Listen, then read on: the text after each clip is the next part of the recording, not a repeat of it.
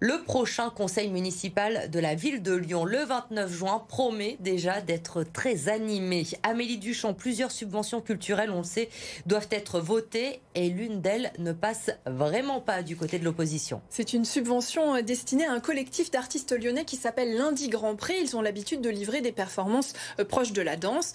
La ville pourrait donc leur accorder une subvention de 1 500 € au prochain conseil. C'est une petite somme quand on sait que le budget culturel de la ville est de 120 millions. Mais une subvention qui ne plaît pas du tout à Pierre Oliver, le maire LR du 2e arrondissement. Il a publié sur Twitter une vidéo du collectif tournée l'année dernière à Saint-Fond et qui a fait beaucoup réagir sur les réseaux avec près de 800 000 vues. On y voit les performeurs parfois nus au milieu de plantes médicinales et sur certaines images on aperçoit des enfants dans le public. Alors pour Pierre Oliver, il est inadmissible que la ville finance ce collectif.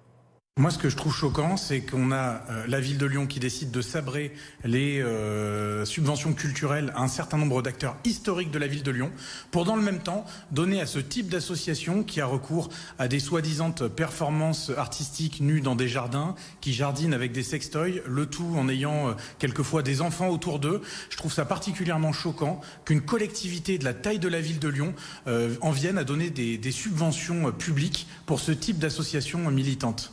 Alors Nathalie Perrin-Gilbert, l'adjointe à la culture de Lyon, explique que cette vidéo est sortie de son contexte avec une volonté de nuire.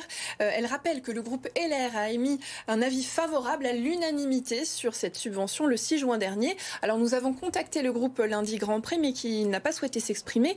Les subsistances qui accueillent ces artistes en résidence nous ont précisé que le collectif propose 3 représentations.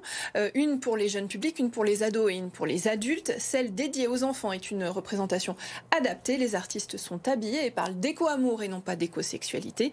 Et pour la séance avec des artistes dénudés, elle est réservée bien sûr aux plus de 18 ans. Merci Amélie pour ces précisions sur cette énième polémique entre la majorité et l'opposition à la ville de Lyon.